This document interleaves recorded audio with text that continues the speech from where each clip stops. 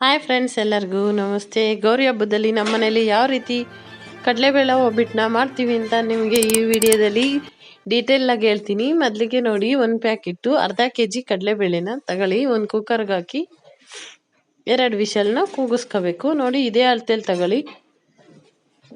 ನೋಡಿ, ಒಂದು ಪಾವು ಹಾಕ್ತಿದ್ದೀನಿ. ಹಾಗೆ ಮತ್ತೆ ಇನ್ನೊಂದು ಪಾವನ್ನು ಹಾಕಿ ಚೆನ್ನಾಗಿ ತೊಳಿಬೇಕು. ನೀರು ಹಾಕಿ ಇಲ್ಲ 5 ನಿಮಿಷ ಇಟ್ಟರೂ ಆಗುತ್ತೆ.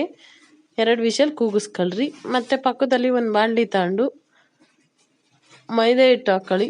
ನಿಮಗೆ ಎಷ್ಟು ಬೇಕೋ ಅಷ್ಟು ಹಾಕಿ. ಹಾಗೆ ಚಿರೋಟಿ ರವೆ ಸಿಗುತ್ತಲ್ಲ, ಅದನ್ನು ಸ್ವಲ್ಪ ಅದ್ರ ಜೊತೆ ಹಾಕಿ ಎರಡನ್ನೂ ಮಿಕ್ಸ್ ಮಾಡಿ.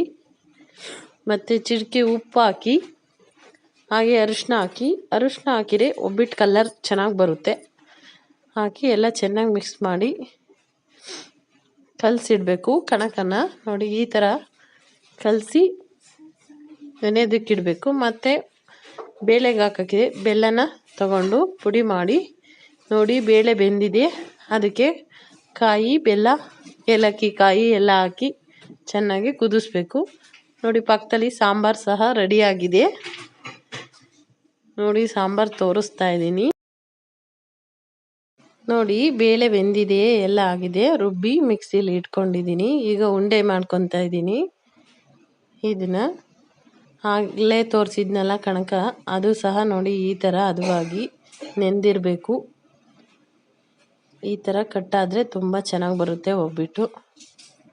ಅದನ್ನು ಒಂದು ಸ್ವಲ್ಪ ತೊಗೊಂಡು ಕೈಗೆ ಎಣ್ಣೆ ಸವರ್ಕೊಂಡು ಉಂಡೆನ ಇಟ್ಕೊಂಡು ನೋಡಿ, ಒಬ್ಬಟ್ಟಿನ ತೊಟ್ಟೋ ಹಾಳೆ ಮೇಲೆ ಈ ಥರ ಒಬ್ಬಟ್ಟು ತೊಟ್ಟಬೇಕು.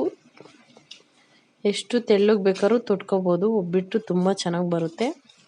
ಮತ್ತು ಸ್ಟವ್ ಆನ್ ಮಾಡಿ ಹಂಚಿಟ್ಟು ನೋಡಿ ಒಬ್ಬಟ್ಟನ್ನ ತೊಟ್ಟಿದ್ದ ಹಾಕಿದ್ದೀನಿ. 2 ಕಡೆ ನಿಧಾನ ಉರಿಲಿ ಬೇಯಿಸ್ಕೋಬೇಕು. ನೋಡಿ, ಒಬ್ಬಟ್ಟು ರೆಡಿ ಆಯಿತು.